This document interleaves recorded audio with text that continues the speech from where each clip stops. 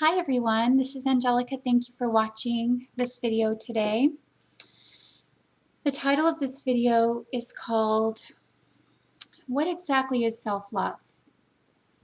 And I like the title of this video and I like this topic because this is one of the main themes of a spiritual journey. And when you start awakening, you start to recognize all the places where you haven't been loving enough to yourself. The first time I ever heard about self-love was when I was younger, and my mom would say, if you don't love yourself, you can't truly love anyone else. And that really stuck with me because my whole way of being was love everybody else, make sure everybody else is okay, do everything for everyone else, because I had this old belief that I've even carried on into my adulthood that I'm still unraveling, and there's many layers to it, that if I would make sure everyone else was okay and they felt loved and all their needs were met, that would somehow make them able to make sure I was okay. So we somehow acquire different belief systems on our path, and whatever our mission or purpose is, or whatever we're supposed to do in this lifetime, will be guided towards those particular lessons.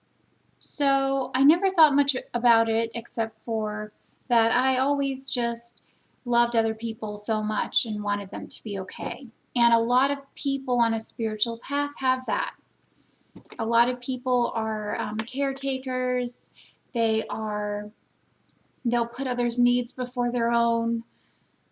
They're very empathic, and they just love a lot. So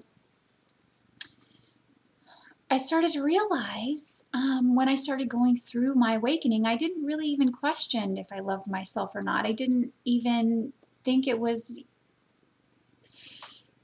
a thing. I didn't even recognize it. It was so not clear whether I loved myself or not.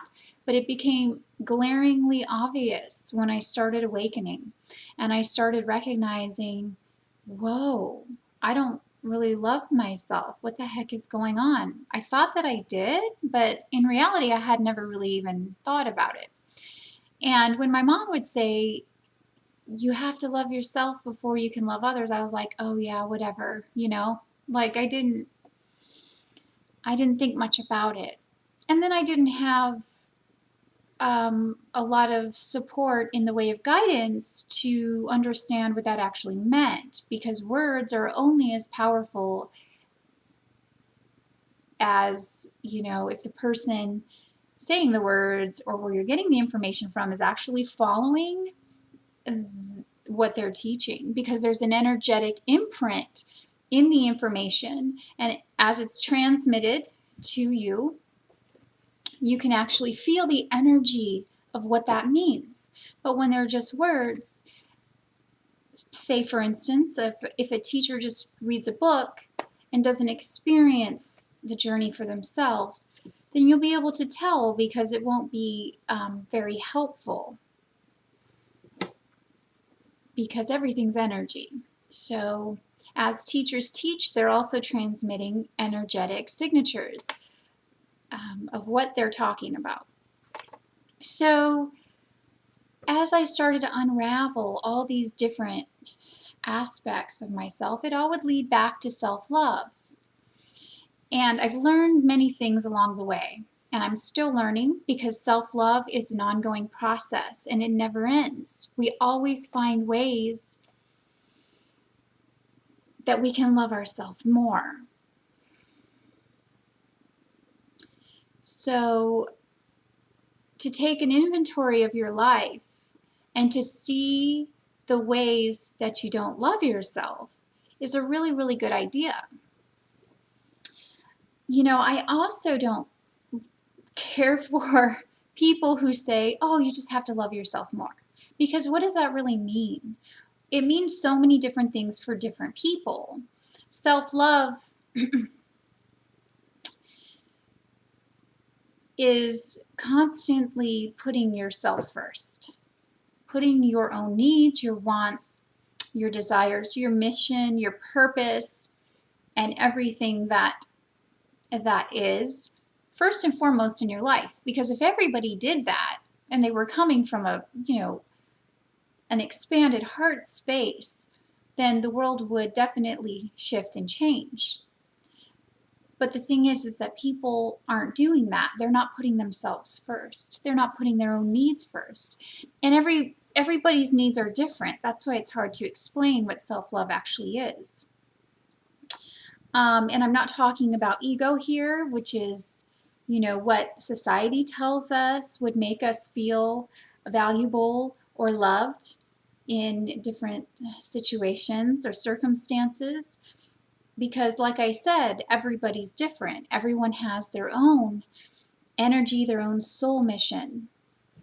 And so you have to follow your soul mission in order to experience true self-love. Now, sensitive people have a hard time with this. They can feel everybody and they want everybody to be happy. Well, at least I do. So my biggest thing that I've come up against recently is I really have to be clear with, what I can and can't do, because when you allow other people's stuff to hinder you from putting yourself first and your dreams and your desires and your goals and your mission, then that's not loving yourself. And you're not really actually going to do very much good, because your mission is the most important part of who you are. And to do that fully and truly, you have to love yourself. And like I said, self-love, it encompasses so many things. One of the things that I wanted to talk about that's important for self-love is when something doesn't feel right about, if you have to listen to your heart and your intuition, because your heart and your soul are in alignment with your mission. So if something's going on and it just doesn't feel that it's in alignment with your wants and needs and desires, then listen to that guidance and don't do the same, the same actions and the same patterns that you're so used to doing just out of habit or out of old childhood wounds. So start to make some different decisions and do something that's a little bit uncomfortable and walk through some fear in knowing what it is you're actually bringing as far as your energy and respecting that.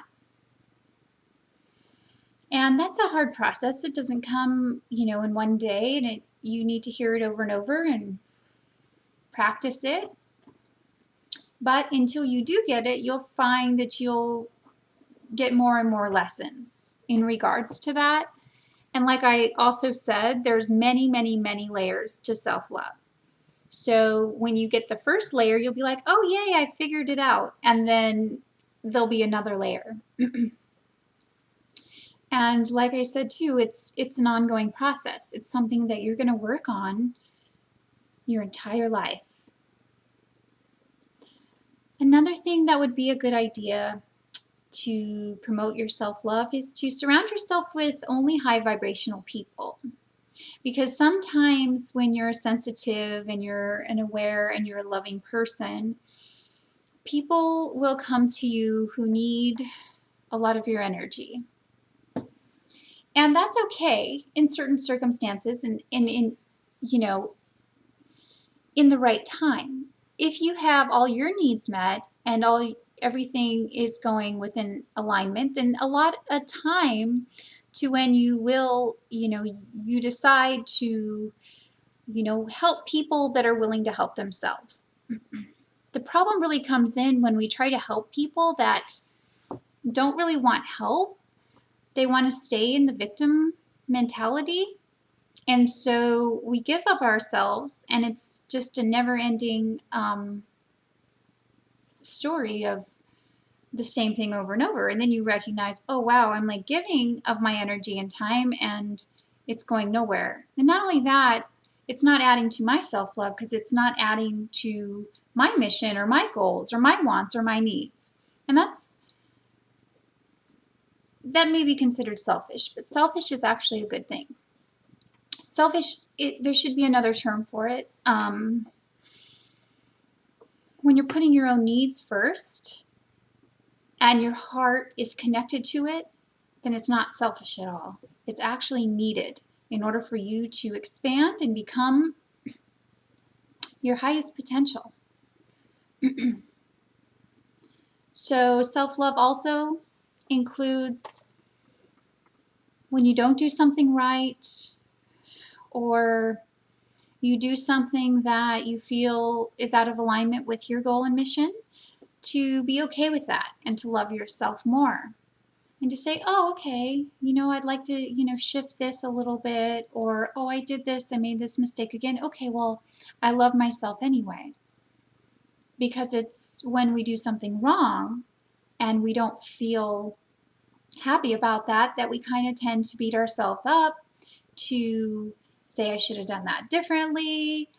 And that just keeps it going. That actually keeps that particular thing intact. So to just be fully okay with everything that we do, but also add awareness to it. So we're paying attention to what's actually going on, but we're adding love and awareness to the situation, and those things will just shift automatically. So being really easy with yourself and loving yourself for where you're at now, because it's all a path, it's all a process. Time doesn't exist. All that exists is now, and we're on our path, and everything right now is okay. And once we let go of these old beliefs and these habits and these patterns that no longer serve where we're at currently, then we become happier. We become more easy with ourselves, and we understand what we're here to do, what we have to give, and most importantly, how we can treat ourselves with the very most respect and love and kindness at all times, because then we'll be able to do that consistently for other people in whatever way that is. Okay, so if you want to comment below this video and tell me some ways in which you love yourself, I would really love that. So please leave a comment, let me know ways that you love yourself, and I think it's a good way to start paying attention to these things and adding more of these things to our lives. Okay, have a wonderful day. I love you all. Bye-bye.